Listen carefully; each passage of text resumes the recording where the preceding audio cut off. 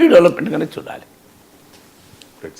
ఇక అయోధ్య రామ మందిర ధ్వజారోహణ కార్యక్రమంలో మోదీ పాల్గొన్నారు. అంతా రామమయం అంటూ దేశ ప్రజలకు పిలుపునిచ్చిన పరిస్థితి. కానీ అయోధ్య రామాలయం మీద కాషాయ జెండా ఎగరవేశారు అనేది ఒక ఆరోపణ సార్. దీని మీద పాకిస్తాన్ కూడా స్పందించింది. సో పాకిస్తాన్ తప్పుపట్టింది దీన్ని ఖండిస్తూ విదేశాంగ శాఖ ప్రతినిధి రణ్ధీర్ జైస్వాల్ కూడా మాట్లాడారు. ఒకసారి బయట ప్లే చేయండి. The reported remarks and reject them with the contempt they deserve. As a country with a deeply stained record of bigotry, repression and systemic mistreatment of its minorities, Pakistan has no moral standing to lecture others. Rather than delivering hypocritical homilies, Pakistan would do better to turn its gaze inwards and focus on its own abysmal human rights records. क्योंकि मधु तो आपने भी यही सवाल किया, इसलिए मैं हिंदी में दोहराना चाहूँगा इसको. हमने रिपोर्ट किए गए बयानों को देखा है और उन्हें उसी अवमानना सारा खारिज करते थे जिसके वो हकदार हैं. एक ऐसे देश के तौर पर जिसका अपने अल्पसंख्यकों के दमन, कट्टरता और व्यवस्थित बुरे बर्ताव का गहरा दागदार रिकॉर्ड है, पाकिस्तान के पास दूसरे को लेक्चर देना यानी उपदेश देना का कोई नैतिक अधिकार नहीं है. खोखले उपदेश देने के बजाय या पाखंडी उपदेश देने के बजाय పాకిస్తాన్ క్వశ్చన్ చేసే అధికారం పాకిస్తాన్కి లేకపోవచ్చు సార్. ఎందుకంటే మతతత్వం మీద క్వశ్చన్ చేసే రైట్ పాకిస్తాన్కి ఉండకపోవచ్చు. కానీ ఇక్కడ ఇది పొలిటిసైజ్ అవుతోంది కదా సార్. కాషాయ జెండా ఎగరవేయడం ఏంటి రామ మందిరం మీద అని చెప్పేసి సార్. ఎవరన్నారు రామ మందిరంలో కాషాయ జెండా ఎగరకపోతే ఎర్ర జెండా ఎగరేస్తారా? నాకు అర్థం కాదు. కాషాయ జెండా అంటే భారతీయ జనతా పార్టీ చెప్పారు. కాషాయ జెండా భారతీయ జనతా పార్టీ జెండా అని మీకు రాంగ్ నోషన్స్ ఉండకూడదండి. ఇప్పుడు కాషాయ జెండా, కాషాయ రంగు అనేది హిందూ మతంలో భాగం అండి. అది ఇప్పుడు బీజేపీ జెండా ఎగరేశారా రామ మందిరం పైన? కాషాయ జెండా ఎగరేస్తే దేవాలయాల మీద ఏ జెండా ఎగరేస్తారు? ఎర్ర జెండా ఎగరేస్తారా అండి? ఎర్ర జెండా ఎగరేసి ఎర్ర జెండా ఎన్ని ఇళ్ళ పాటలు పాడతారా?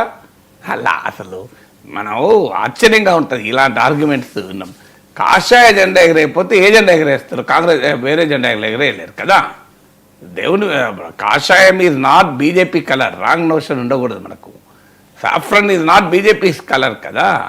సాఫ్రన్ అనేది హిందూ ధార్మిక ఆధ్యాత్మిక కలర్.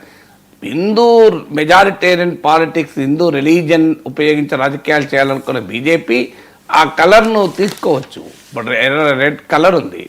రెడ్ కలర్ పోలీస్ స్టేషన్లో కూడా వాడతారు, కమ్యూనిస్టులు కూడా వాడతారు. అంటే కమ్యూనిస్టు పోలీసులా కలర్కు కొన్ని సింబాలిజం ఉంటుంది. ఇప్పుడు ప్రపంచవ్యాప్తంగా రెవల్యూషన్కు సింబల్గా రెడ్ కలర్ వాడతారు. దట్ డజంట్ మీన్ ఇక రెడ్ కలర్ షర్ట్ వేసుకున్న వాళ్ళంతా రెవల్యూషనరీస్ కారు. అందువల్ల మనకు కాషాయ జెండా ఎగరేయకపోతే ఏ జెండా ఎగరేస్తారండి? పాకిస్తాన్ అభ్యంతరం చెప్పి దానికి కాదు. కాషాయ జెండా ఎగరేసేందుకు పాకిస్తాన్ ఎందుకు అభ్యంతరం చెప్తుంది? లేకుంటే మీకు మోడీ ప్రారంభించిన అభ్యంతరం చెప్పరు కదా. అభ్యంతరం చెప్పింది బాబ్రీ మసీద్ కూల్చి రామాలయం కట్టారనేది వాళ్ళ వాదన. సో ఆ డైమెన్షన్లో ఇది ముస్లిం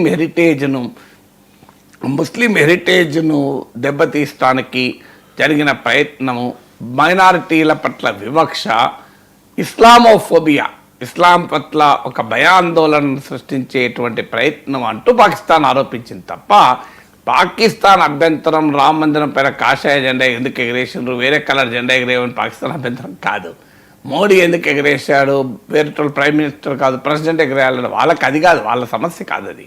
వాళ్ళ సమస్య ఏంటంటే they want to remember Babri మసీద్ డిమాలిషన్. సో పాకిస్తాన్కి అర్థం కావాల్సింది బాబ్రీ మసీద్ డిమాలిషన్ అనే చాప్టర్ ముగిసింది. ఇప్పుడు సుప్రీంకోర్టు తీర్పుతో ఈ సమస్యకు మనం ఒక పరిష్కారాన్ని వెతికాం. ఆ పరిష్కారం అందరికీ సంతృప్తిని ఇవ్వకపోవచ్చు, కానీ ఒక సమస్యను సమాజాన్ని వేధిస్తూ సమాజంలో విభజనకు కారణమై ఈవెన్ మైనారిటీల శ్రేయస్సు కూడా అది మంచిది కాదు. అందువల్ల ఒక సమస్యకు ఏదో ఒక పరిష్కారం ముగింపు పలికినప్పుడు దాన్ని మళ్ళీ ఆ గాయాలను తిరగదోడడం వల్ల ఉపయోగం లేదు. దానివల్ల సమాజంలో మరింత విద్వేషాలు రగలటానికి మాత్రమే అది దోహదం చేస్తుంది.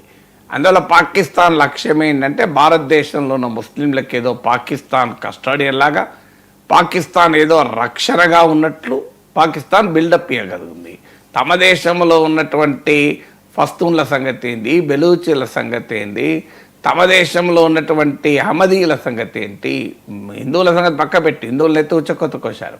పాకిస్తాన్లో ఉన్నటువంటి ఇతర ముస్లిం వర్గాల గురించి ఎలా ఉంది పాకిస్తాన్? బంగ్లాదేశ్లో ఊచకోతకొయ్యలేదా పాకిస్తాన్? మీకు బంగ్లాదేశ్లో ఊచకోతకొయ్య వాళ్ళంతా ముస్లింలే కదా. సో అందువల్ల ప్రపంచంలో ఏదో ఇస్లామిక్ సాలిడారిటీకి తానే ప్రతీక అన్నట్లు, భారతదేశంలో ముస్లింలకు పాకిస్తాన్ ఏదో అండగా ఉన్నట్లు భావించడం వల్ల భారతదేశంలో ఉన్న ముస్లింలకే ప్రమాదకరం. అందువల్ల Indian Muslims should summarily reject Pakistan. Indian Muslims are Indians అంతే. మతం వేరు, పౌరసత్వం వేరు. మతం వేరు, దేశం వేరు. ఇప్పుడు అమెరికాలో ఉన్న హిందువులు భారతీయులు అని అనలేం కదా.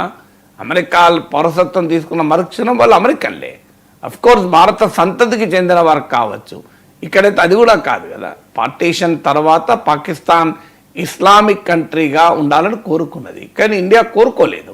ఇండియాలో కోరుకోలేదు. ఇండియన్ ముస్లిమ్స్ కూడా పాకిస్తాన్ వెళ్ళాలని కోరుకోలేదు. వెళ్ళిన వాళ్ళు ఉన్నారు పార్టీషన్ టైంలో. వెళ్ళకుండా భారతదేశంలోనే మా భవిష్యత్తు, భారత గడ్డపైనే మా జీవితం అని భావించిన వాళ్ళే కదా ఉండిపోయింది. అందువల్ల వాళ్లకు పాకిస్తాన్కి ఏం సంబంధం? అందువల్ల భారతీయ ముస్లింలకు ఏదో హక్కుదారులుగా, జిమ్మదారుగా, హిస్సేదారుగా పాకిస్తాన్ భావిస్తే భారతదేశంలో యాంటీ ముస్లిం ప్రాపగండాకి ఇది అవకాశాన్ని ఇచ్చిన వాళ్ళు అవుతారు. అంటే ముస్లింలు దేశభక్తులు కారు, ముస్లింలు దేశద్రోహులు అనేటువంటి ఒక విద్వేషపూరిత ప్రచారానికి పాకిస్తాన్ ఆజ్యం పోస్తుంది. అందువల్ల Pakistan has no right to talk about what is in India. భారతదేశంలో ఏం జరుగుతుంది, ఏం జరగాలి, ఇవన్నీ భారతీయులు చూసుకుంటారు. సో పాకిస్తాన్కు సంబంధం ఏంటి? మొదలు పాకిస్తాన్ తమ దేశంలో జరుగుతున్న పరిణామాల గురించి ఆలోచించాలి. పాకిస్తాన్కి ఏంటంటే యాంటీ ఇండియా, యాంటీ హిందూ భావజాలాన్ని రెచ్చగొట్టి పాకిస్తాన్లో బతుకుతారు. ఈవెన్ ఈ మధ్య బెలూచ్ లిబరేషన్ ఆర్మీ, బిఎల్ఏ వాళ్ళను, టెహ్రీక్ తాలిబాన్ పాకిస్తాన్ వాళ్ళను కూడా హిందుస్థాన్ ఏజెంట్లు, మీరు ఇస్లాం ద్రోహులు అని ప్రకటించారు.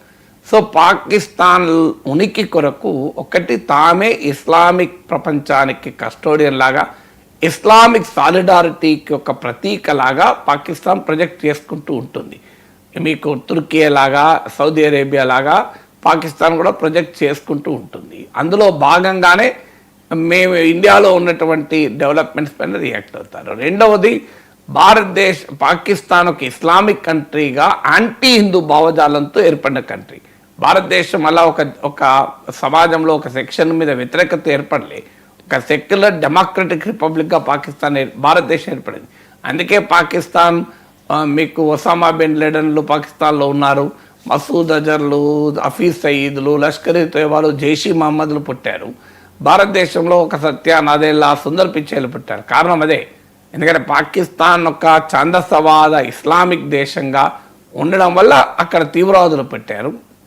భారతదేశం ఒక సెక్యులర్ డెమోక్రటిక్ రిపబ్లిక్గా ఉండడం వల్ల ఇక్కడ ఒక అబ్దుల్ కలాంలు పుట్టారు. అందువల్ల అర్థం చేసుకోవాల్సింది, పాకిస్తాన్ భారతదేశంలో హిందూ ముస్లిం డివైడ్ని పెంచి, భారతదేశంలో విద్వేషాన్ని పెంచి, దాన్ని తనకు అనుకూలంగా తమ ప్రజల్ని తమ వెనకాల ర్యాలీ చేసుకోవడానికి వాడుకోవాలనేది కుతంత్రం.